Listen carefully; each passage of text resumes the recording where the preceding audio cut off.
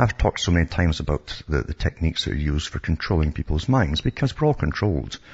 And you brought in any nation, and of course you have culture creators that take over, and they give you your culture, they bend your culture, they alter it, they direct your culture, and it works very, very well. It can actually conform cultures across the world into the same one-track system, and it's happening too. Big money's behind it, of course, and political agendas, and again to the big private foundations with their armies of non-governmental organizations that are terribly well funded. So you can't really compete with them with the kind of money, the trillions actually, that throw out every year across the world by these big foundations. But you can keep up with what's happening at least and know what the cons are. And one of the biggest cons to take over from all the previous cons in stock markets and everything else is the carbon trading. Of course, I've talked about that before too. And remember, some of the guys who set up the system are living through now, guys who are long dead, wrote lots of books about the 20th century and the coming 21st century, and the changes they'd have to make even in the 20th century to prepare us for the 21st century, which is called the century of change. Change is good. That's what they say. Change is good. That's what they meant by that. Because this is the century where all of the big long-term goals of a particular group come into effect. Something that's been planned for centuries actually comes into effect under the guise of equality and brotherly love and all that kind of stuff is all being manifested across the world. And it's really to benefit a single group, really, an elite who run the world. And they've already run its finances for a long time, but now it goes into the biggest cons of trying to pull off way beyond stock markets and so on, and investments and all the mortgage phony stuff that were put out and crashed the banks. That was all intended because they lose nothing when they crash the banks. They know governments will bail them out. And but the next thing, of course, is carbon credits. Big money to be involved in carbon credits. And eventually every single individual has to eventually pay all energy taxes and carbon credits. That's what it's all about. It's called tax farming. Tax farming is part of history. You go through history to find out who the tax farmers were, and how kings and queens would bring them in from other countries to tax their own people. And these people had nothing no affiliations with these native populations. They actually hated them, in fact, to an extent. And so it was kind of mutual in an extent. But today they went into the stock markets, and now it's tax farming again through carbon stocks and credits and everything else. So just for existing, which used to be called a head tax, should be taxed, and also for the consumption that you need to exist like any creature in the world, you're going to pay for it mightily, so that this ultra elite can live even like never ever before, with riches that they've never seen before. They've only dreamed of for centuries. It's all coming true for them, and it's done through conology. You con the public through science. Now, Bertrand Russell talked about this in many articles that he wrote in papers, magazines, and in his own books. And Lord Bertrand Russell was a member of this world elite. He helped organize the international organizations that are still running the world today. And it's an utter snob, of course, but he pushed socialism as a technique of gaining an army, basically a land army that would work behind him and push all these things through.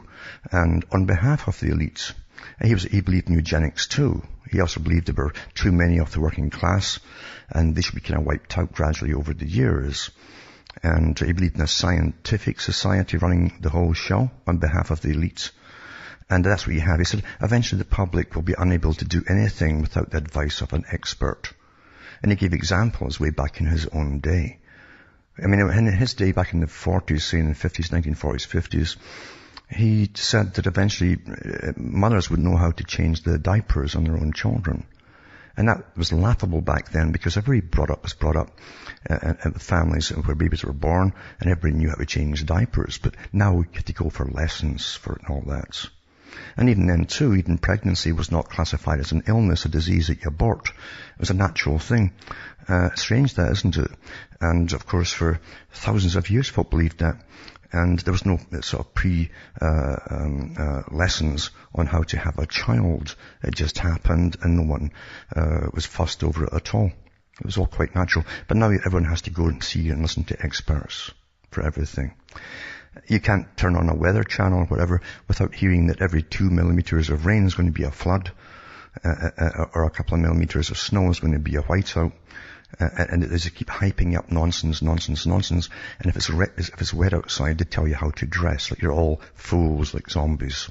You see, and it's chronology, and it's training through repetition until people cannot think for themselves. Now, again, I've mentioned before that Zbigniew Brzezinski mentioned in his Between Two Ages, and the Technotronic era was inside that one. He talked about this coming system. It was already there back in the 1970s when he wrote the book. And he said too that people eventually will be unable to reason for themselves, to reason through information. He said that all they'll be able to do is to repeat the previous night's download that they got from the news. And that's already here. He said eventually the people will actually expect the media to do the reasoning for them, like an appendage to your brain. And that truly has happened. It truly has happened. And of course, he wasn't talking out of a guess or of an intuition. He was up there with the NSA, and he knew what they were working on. He knew all the techniques of the culture creators and the mass media, and where it was going, and what its jobs were, and so on. A whole list of things they had to accomplish. Most of them have been accomplished already. So, you see, nothing out there is there by itself for your entertainment or anything else. Everything's out there to indoctrinate you, bend your mind, and direct your future and your opinions. They give you your opinions. Now, at one time, people were very, very suspicious of news media because they're all owned by private companies or governments like the BBC. And so they took everything with a pinch of salt, and they tried to find out more information and find out what really was going on behind the information that was dealt out to them. They'd fill in all the blank pieces, so they were suspicious, but not now. People really do think the media is there as an appendage to their brain to do the reasoning for them. And people have a hard time coming to their own conclusions because they're not, all their whole life, they haven't been trained to use reasoning and logic. It's pretty well gone. It's sad that, but it's gone. But again, Russell said, as I said, he said that eventually people will be unable to do anything without the advice of experts. And we're really, really here. Now, this big carbon credit nonsense is part of that too, because every mafia in the world, there's many kinds of mafia, remember. It's not the Italian mob we're talking about here. Bigger than that. International mobs. And they're all in it too with the big foundations, etc. Remember the Royal Institute of International Affairs, Council on Foreign Relations, their own historian, Carol Quigley, said, we take on all kinds of people. Communists, fascists, capitalists, dictators, tyrants. We don't care. We take them all on board. And then that also goes, too, for the big mob bosses. And there's lots of mob bosses, believe you me, up in high finance. Lots of them. And especially in the US. A lot of them came in from other countries, even Russia. And they're up there in the stock markets and in government. And so there's a lot of, they've never seen so much money almost within their grasp if they can really push this off. But they need this whole thing about global warming to make it work.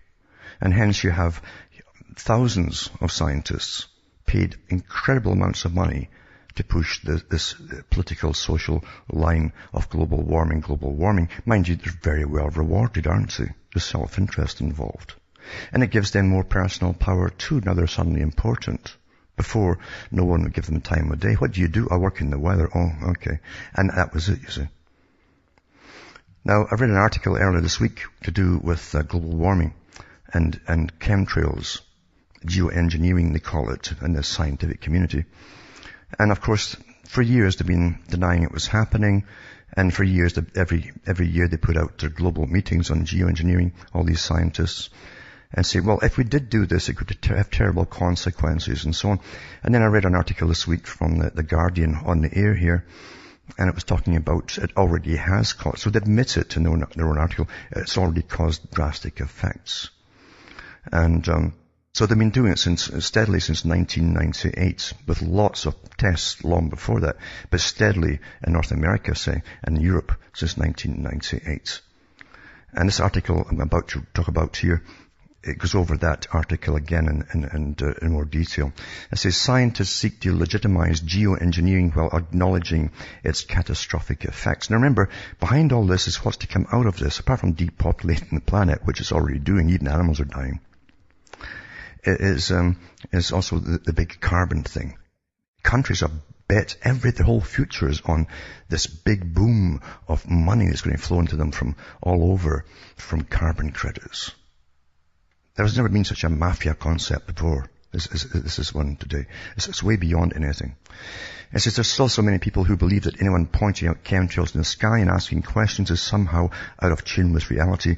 But it's slowly changing as geoengineering and its effects cannot be kept under wraps any longer. It's not surprising that the first to come out in mainstream media are so-called experts. Playing on the current scientific consensus, they claim that the Earth is warming and a climate catastrophe is imminent. They call on geoengineering to be regulated on a global scale. So, again, a feigned crisis, and they're going to come in and save you all. So just obey them and bow down and pay up. I mean, that's a simple old trick, you see. And it says, published in The Guardian, it says Earth cooling schemes need global sign-off, the researchers say. They want a globalized governance system to take over all the geoengineering. It says controversial geoengineering projects that may be used to cool the planet must be approved by world governments to reduce the danger of catastrophic events, the British scientists said. The Met Office researchers, remember the Met Office in the Hadley Centre? They came out with all the emails where it was quite evident they were fudging all their figures and so on. Same place, Met Office researchers have called for global oversight of the radical schemes after studies showed they could have huge unintended impacts on some of the world's most vulnerable people.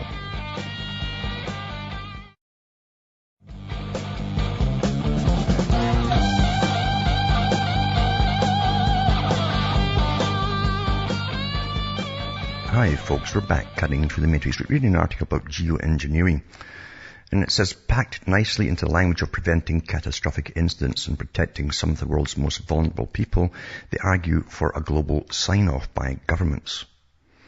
And it says the massive complexity associated with geoengineering and the potential for winners and losers means that some form of global governance is essential, said Jim Haywood at the Met Office's Hadley Centre in Exeter. It's interesting to note that this comes from the Hadley Centre, the same institution that was at the center of ClimateGate scandal with all their emails when they fuzzed all their statistics and talked about it. Some of the most prominent advocates of man-made global warming are working there. As people slowly are waking up to the facts of global engineering, geoengineering, and start questioning the practice which has been going on for decades under the radar of the public and without debates in national parliaments or the UN, this awakening leads to the need to legalize this practice. This is exactly what these scientists and experts are now calling for. It's however interesting that they admit that through geoengineering, catastrophic events already have taken place. And that's true in that article, they admit it's already happened. It says that the dangers arose in projects that cooled the planet unevenly. In some cases, these caused devastating droughts across Africa. In others, they increased rainfall in the region, but left huge areas of Brazil parched. And also the south of the US as well.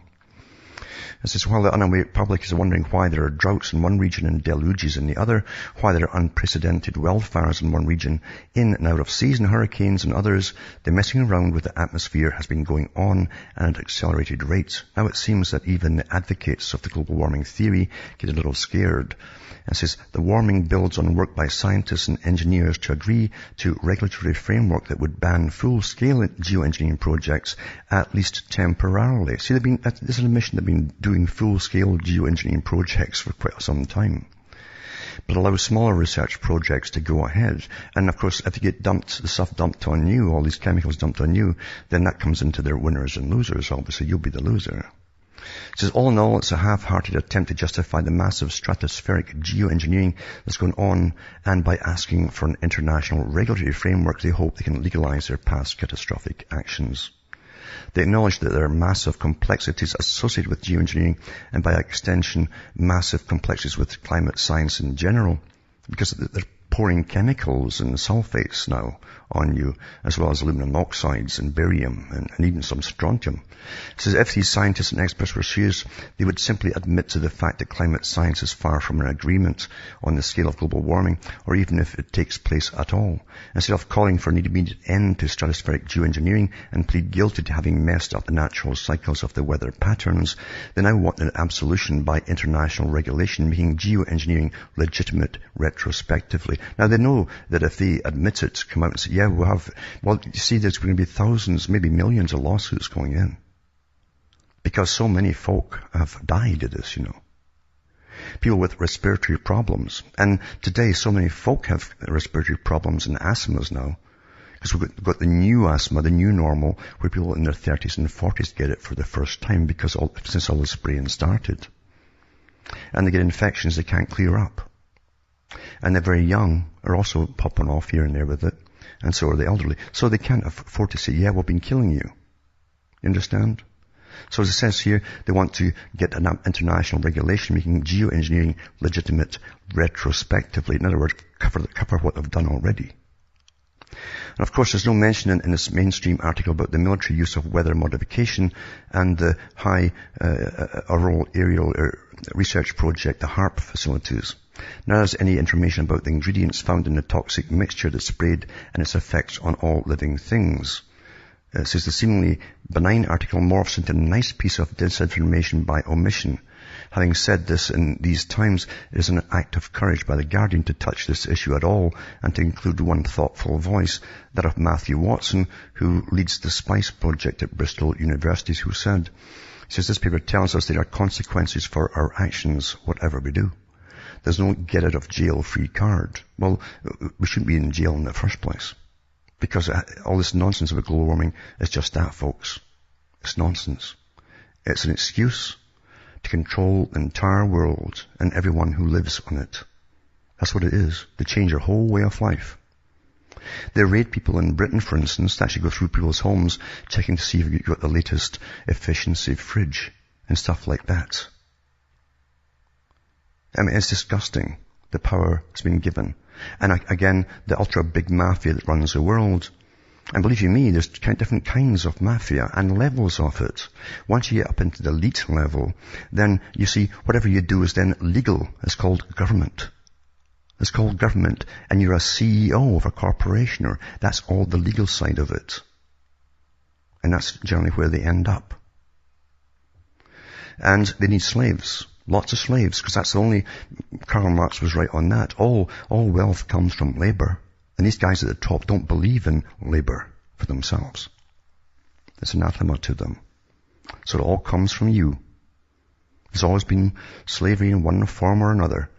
And we're in the process of creating a more efficient form of slavery. That was Charles Galton and Darwin in the 1950s. Think about it. The 20th century to prepare us for the 21st century, which is called the century of change. Change is good. That's what they say. Change is good. That's what they meant by that. Because this is the century where all of the big long-term goals of a particular group come into effect. Something that's been planned for centuries actually comes into effect under the guise of equality and brotherly love and all that kind of stuff is all being manifested across the world. And it's really to benefit a single group, really, an elite who run the world. And they've already run its finances for long. Tax farmers were. And how kings and queens would bring them in from other countries to tax their own people. And these people had nothing no affiliations with these native populations. They actually hated them, in fact, to an extent. And so it was kind of mutual in an extent. But today they went into the stock markets, and now it's tax farming again through carbon stocks and credits and everything else. So just for existing, which used to be called a head tax, should be taxed, and also for the consumption that you need to exist like any creature in the world, you're going to get time.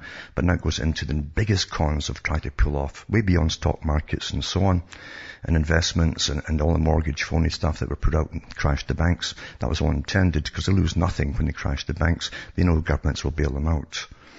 And, But the next thing, of course, is carbon credits. Big money to be involved in carbon credits. And eventually every single individual has to eventually pay all energy taxes and carbon credits. That's what it's all about. It's called tax farming. Tax farming is part of history. You have to go through history to find out who they're well funded. So you can't really compete with them with the kind of money, the trillions actually, that throw out every year across the world by these big foundations. But you can keep up with what's happening at least and know what the cons are. And one of the biggest cons to take over from all the previous cons in stock markets and everything else is the carbon trading. Of course, I've talked about that before too. And remember, some of the guys who set up the system we're living through now, guys who are long dead, wrote lots of books about the 20th century and the coming 21st century and the changes they'd have to make even in it. I've talked so many times about the techniques that are used for controlling people's minds, because we're all controlled.